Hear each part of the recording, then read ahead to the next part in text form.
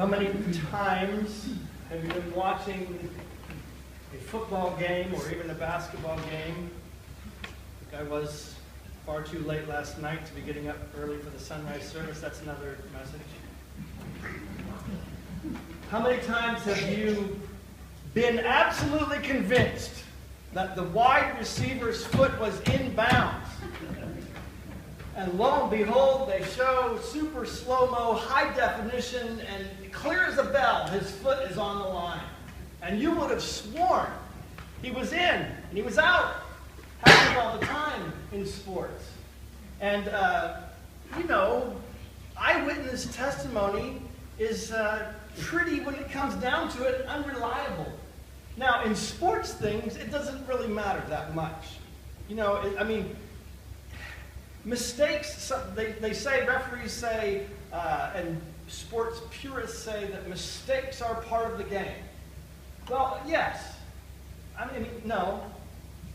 Maybe. I don't know. My mind isn't made up on that. But I do know this, that there are some times in life when mistakes of seeing and perception are crucial. For example, there's another, and this happens rather frequently now, another guy was released from prison, James Bain, due to DNA proving that he was wrongly convicted. And I have his whole story here, but I decided I'm not going to read the whole story because it's like many other stories. As you know, DNA evidence is more accurate than fingerprints. It's the most accurate way that you can determine somebody's identity and whether they were actually at the scene of a crime or not. Now, before I say what I'm going to say next, I want you all to know, most of the convictions that happen in courts, the vast majority, are exactly right. They're just right. They're right on. Everything is fine.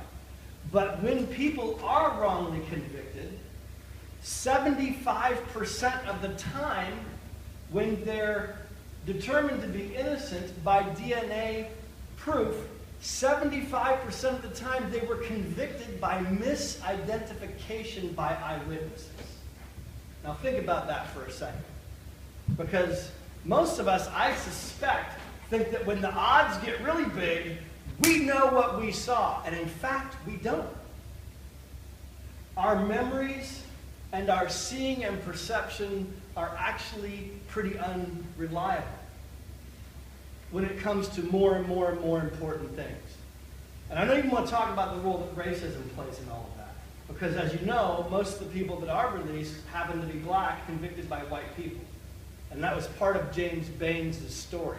Because our perception and what we believe to be accurate and true our beliefs determine what we see to a greater extent than what we would like to admit. Seeing is not believing sometimes. Like it says on the front board, seeing is not believing, believing is believing. And so that happens today. In an odd sort of way, in this text, when the resurrection of Jesus happens, that very thing comes into play. And so let's look at that. A little bit of background here of the resurrection story that you've all heard, ever since you were old enough to be in diapers and come to church. Jesus was arrested, falsely tried, he was convicted, he was crucified, he was dead, he was put into a tomb, and on the third day, he rose again. On that day, early in the morning, as we heard, Mary and some other people come to the tomb. They come to mourn. They were there. They saw Jesus die. They saw him put into the tomb. They come back after the Passover is over to mourn and to bring some spices to anoint his body. Now remember, this is crucial for this. Jesus had told them, Jesus had told his disciples on several occasions leading up to the journey to Jerusalem that he was going to be betrayed, mistreated, mistried, put to death, and on the third day he was going to rise again from the dead. He told them that plainly several times. And every single time it says, after he told them that, it says the disciples didn't understand what he was talking about. Why? Because people don't rise from the dead. Everybody knows that. The statistic is 1 in 1 quadrillion, billion, trillion. Jesus is the only one so far. People don't rise from the dead. The disciples knew that, so when Jesus says, I'm going to rise from the dead, they're like, what? How's that possible? They don't get it because what they believe is controlling what they're able to perceive. And so, Mary comes to the tomb. I mean, think about it. What would you think if I said, you know what, in 3 weeks, I'm going to be hit by a car out here on Front Street, and I'm going to be completely mowed down, broken beyond repair. They're going to life flight me to Toledo, and I'm going to die. And 3 days later, I'm going to rise again from the dead. You guys would be thinking, what? Maybe we should find another church. Because that kind of thing just doesn't happen. It doesn't happen. And if I continued to say it, you would continue to be mystified by it. You wouldn't get it. And so that's the situation. Mary comes to the tomb. And I can't say this strongly enough. Our beliefs and even our prejudices are stronger than almost anything.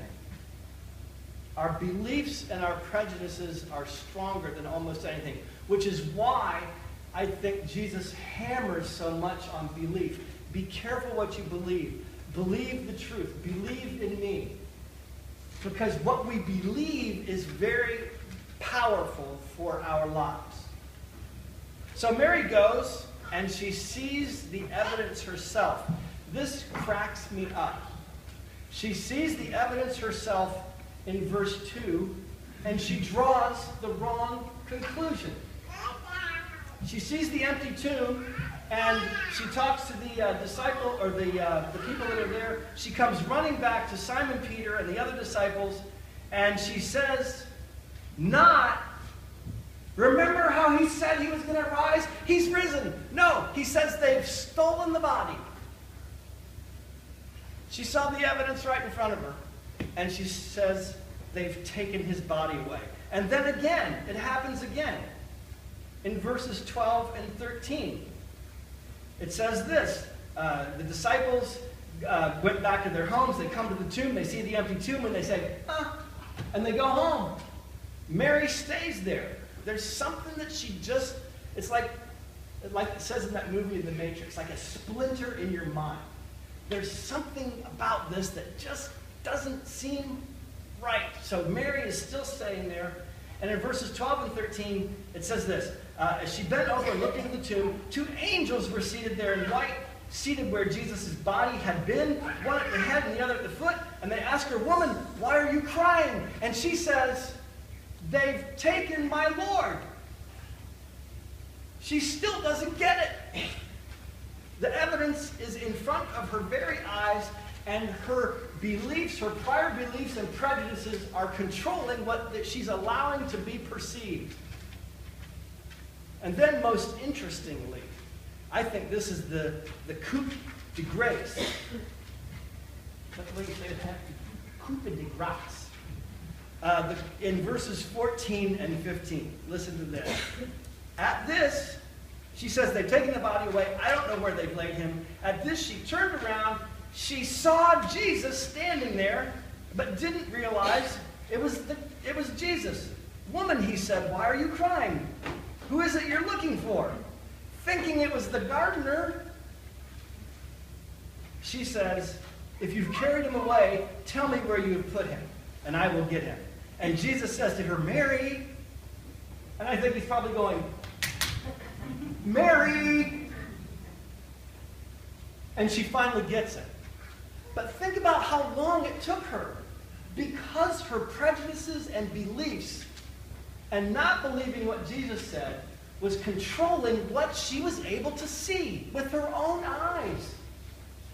She had heard it with her ears, she had seen it with her eyes, and she still didn't believe. We do that all the time. The point of that is the reason why, to go back to that beginning thing, the reason why there are occasional false convictions is because eyewitness testimony is not very reliable. Our beliefs control what we see. So, Jesus finally gets through to her. Her rational mind rules out resurrection, and Jesus finally gets through to her. We do the same thing. We do the same thing. This morning at the Easter sunrise service, we heard all these testimonies where we've seen the risen Christ. Where we've seen the risen Christ. And the theme that began to develop, that started with Scott, was He's everywhere. Open your eyes and look. He's everywhere. And I should have brought that poem, the famous poem about, for those with eyes to see, every bush is aflame with the glory of God, and those who don't see just pass by and pick the daisies. He's everywhere. Life is bursting forth around us, not just the life of spring. I like spring, okay? But I'm so tired of Easter being considered like a spring festival. The new life comes back into the ground, and the trees start to put forth their bloods, and the flowers bloom, and isn't it wonderful that God's life? Okay, yes, that's true. But there's more to God's life bursting forth around us than flowers growing in the ground. God's life is bursting forth around us even when people are being beheaded. I'm so thankful that Scott brought that up this morning and where he's seen Christ at work. Even when Christians are being beheaded, Christ is there at work and alive with them. And we need to be able to open our eyes to see the sovereign God at work in every circumstance of life, not just when the flowers bloom in our garden. God is there everywhere.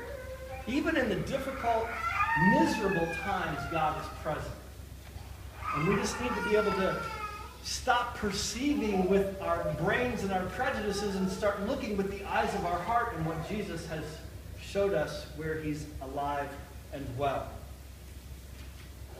So, if our prejudices and our beliefs overrule even our eyes and our intellect and our reason are not infallible, then how can we ever know the truth about Jesus? Because it's not, you don't have to think too long to see that can be an eternal loop.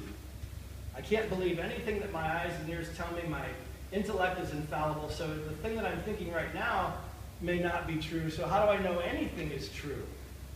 And here's what I think the answer is. Here's what I think breaks into that loop. Notice that the text begins in darkness. The text of the resurrection, early on the first day of the week, while it was still dark. It begins in darkness, and I think it's more than just physical darkness. I think it's the darkness of Mary and the disciples being in mourning, thinking a terrible tragedy has happened. There's the darkness, the physical darkness, but there's the darkness of a grave injustice that's been done. The most perfect, loving human being that has ever lived has just been crucified, dead, and buried. That's dark. That's dark, dark, dark. And people did it willingly. Like Matt said over on Good Friday at the Good Friday service, it was our hands, but God's work. It was dark. It was a dark day. And Mary is looking for Jesus. Mary is grieving for Jesus. Mary is longing to see Jesus. The desire of Mary's heart is to find the Lord. That's why I had that Old Testament lesson read. Do you remember what the main phrase of that was?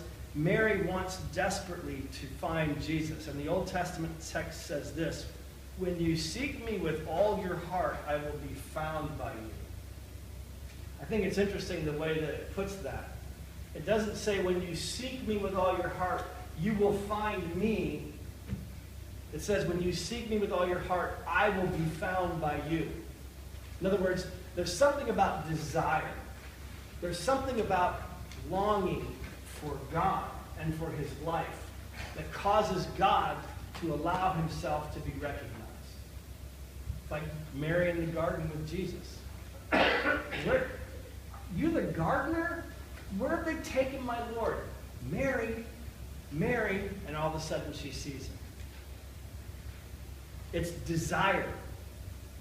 It's desire that unlocks the key, I think. It's the key that unlocks the life of the kingdom of God. Mary finds Jesus because she searches with all of her heart, and Jesus finally reveals himself. In a real sense, Mary doesn't find Jesus. Jesus finds her. Jesus shows himself to her.